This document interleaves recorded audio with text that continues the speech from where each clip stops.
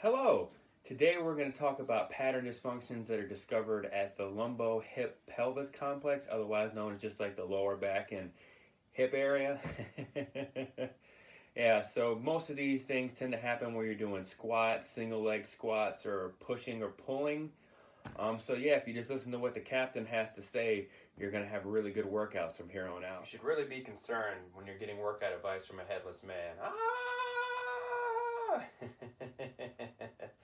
All right, the first compensation in the hip area we're going to talk about is what they call a lower cross syndrome, or having a lower back arch. This is basically due to weakness in the stomach and the glute area, and overcompensation in the erector spinae and the latissimus dorsi and the hip flexors.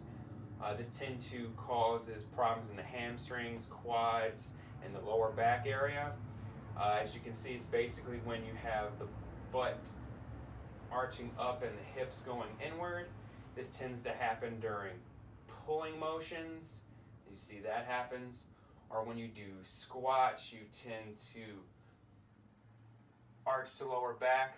The best way to make sure this doesn't happen when you're doing workouts is to keep the core embraced and keep the lower part of the butt nice and locked, so that way it stabilizes the body through the motion, so you get more of a nice fluid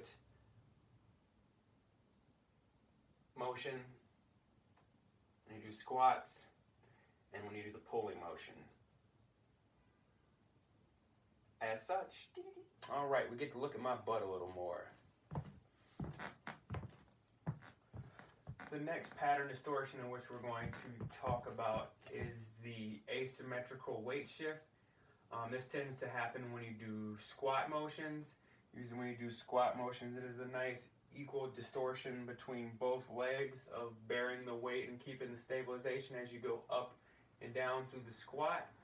But when you have an asymmetrical weight shift, you tend to shift all of the weight to the one stance leg as you go down, and you hike the hip, basically doing an improper motion, and you're basically only strengthening one leg and not doing much for the other leg. As you see, it's basically a twisting and an upward motion in the hips and an inward twist for the legs. So as you can fathom, it's really bad for the leg and the knee area that you're shifting all the weight to, and it creates a lot of torque on the lower back. So focus on keeping both of the quads and both of the glute muscles nice and contracted, and make sure the stomach area is nice and tight, so all the motion can be stabilized as you go up and down the ladder, because you don't want one side of the body being stronger than the other side of the body. Ha ha ha. All right, another compensation we're going to talk about is called the lower back rounding. This is basically when the front part of the body collapses, and as you do the squat, the hips kind of rotate upwards and the knees rotate outwards. When you go down, instead of the nice actual fluid motion like this,